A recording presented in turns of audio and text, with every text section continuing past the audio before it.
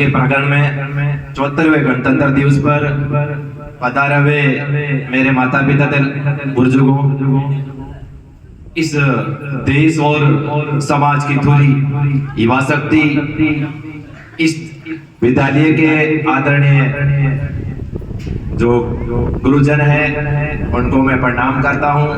प्यारे बच्चों को नमस्कार करता हुआ मैं कुछ आपको हमारे देश के क्रांतिकारियों ने देश के लिए बलिदान दिया था, यानी अपनी जान अपने प्राण दे दिए थे। लेकिन कुछ चीजें मैं आपको बता रहा हूं जिनका बलिदान यदि हम दे दें तो हमारी जिंदगी, हमारा जीवन स्वर्ग से भी मान बन सकता है। एक बलिदान देना पड़ेगा सुबह जल्दी उठने का। जो युवा, जो बच्चा अपनी जिंदगी में सुबह 3 से 5 बजे नींद और आलस्य का बलिदान दे देगा, मैं दावे के साथ कहता हूं वो बच्चा, वो विद्यार्थी, वो युवा अपनी जिंदगी में किसी के सामने भीख नहीं मांगेगा। सबसे पहले जल्दी उठने की जो आदत है, आज तक जितने लोग इस दुनिया में सक्सेसफुल हुए हैं वो जल्दी उठें। जल्दी उठने का सीधा बेनिफिट है अपना शरीर फिट रहता है और 4 फायदे होते हैं। पहला फायदा ये कि मैं कभी बीमार नहीं पड़ता, दूसरा मेरा समय खराब नहीं होता, तीसरा मेरे को डॉक्टर के पास नहीं जाना पड़ता, मेरे पैसे नहीं लगते, न मैं परेशान होता न घर वालों को परेशान करता हूं। जल्दी उठने का फायदा। दूसरा फायदा, आज हर इंसान अपनी जिंदगी में कुछ ना कुछ करने के लिए लगा है, चाहे वो गांव का नागरिक हो चाहे बच्चे हो। तो आप पढ़ रहे हैं या कोई काम कर रहे हैं तो अपने काम में सफल कब होंगे? जब आप जल्दी उठोगे। तो आज के बाद अपनी जिंदगी में एक संकल्प लीजिए कि मैं आज दुनिया से पहले उठूंगा, दुनिया से पहले काम करूंगा, दुनिया के साथ काम करूंगा और दुनिया के बाद भी काम करूंगा।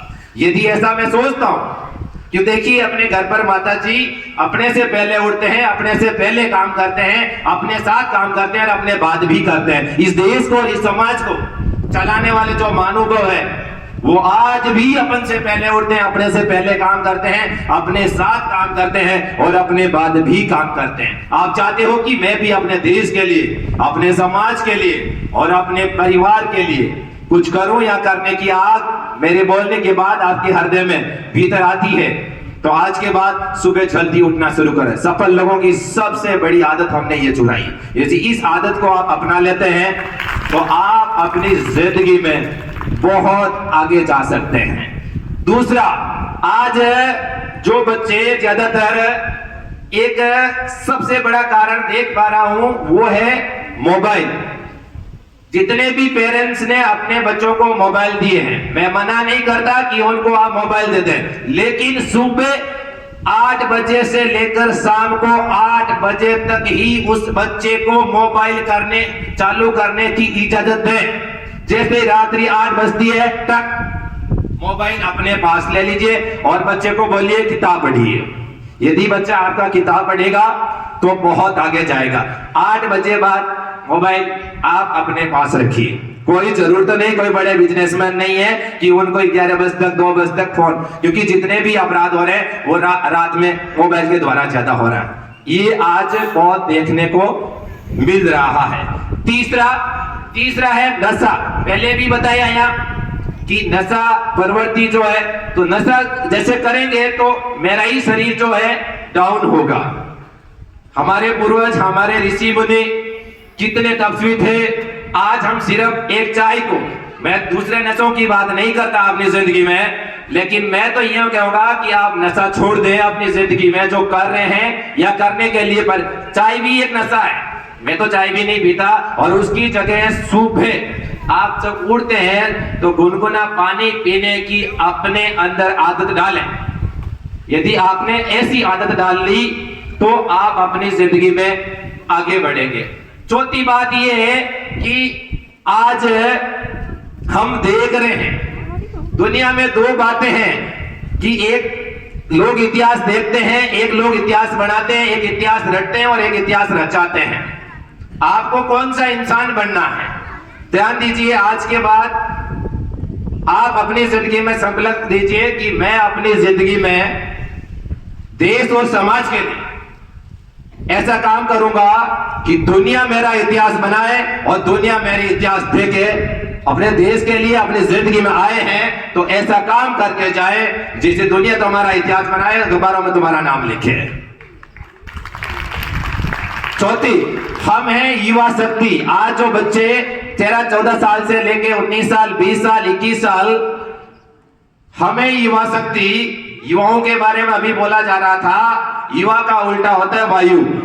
एक ऐसा युवा जिसके अंदर वायु जैसा वेग हो, जो घंटों काम मिनटों में कर दे, मिनटों काम सेकंडों में कर दे और सेकंडों काम पल भर में कर दे, वो युवा होता है। युवा वो होता है जो अपने भाग्य नहीं अपने कर्म में विश्वास करता है, वो युवा होता है। युवा वो होता है जो अपने देश के लिए, अपने समाज के लिए अलग और अनूठा करके अपने देश का नाम, अपना समाज का नाम, अपने राष्ट्र का नाम अंतरराष्ट्रीय लेवल पर ले जाना चाहता है, वो युवा होता है। तो युवा के अंदर, युवा क्योंकि वर्त के पास अब समय नहीं है, छोटे बात के पास समझ नहीं है, इस देश और परिवार को यदि कोई चेंज कर सकता है वो सिर्फ युवा है। जैसा कि मांगीलाल जी ने बोला था कि तन मन और धन, यानी जैसे भी आपसे होता है सेवा के इस दुनिया में, यानी 4 बातें इस दुनिया में होती है, पद, पैसा, प्रतिष्ठा और ज्ञान। 4 चीजें होती तब ये दुनिया हमें मान सम्मान देती है।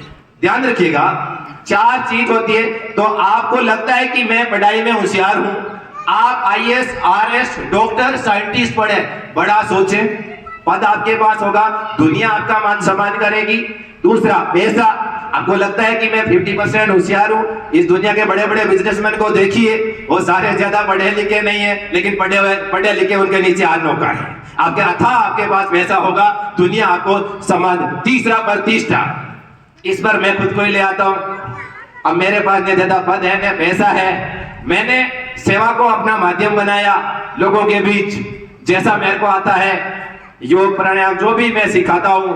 आज मैंने मेरी शारीरिक शरीर के द्वारा जा जाके स्कूलों में प्रतिष्ठा बढ़ाई है, अपने गांव का नाम, अपने समाज का नाम। देखिए आज बाड़मेर जिले में हर दिन में अखबार की न्यूज में आता है। तो आप शारीरिक सेवा करके भी अपनी सेवा के बहुत सारे प्रकल्प हैं, बहुत प्रकल्प है सेवा के।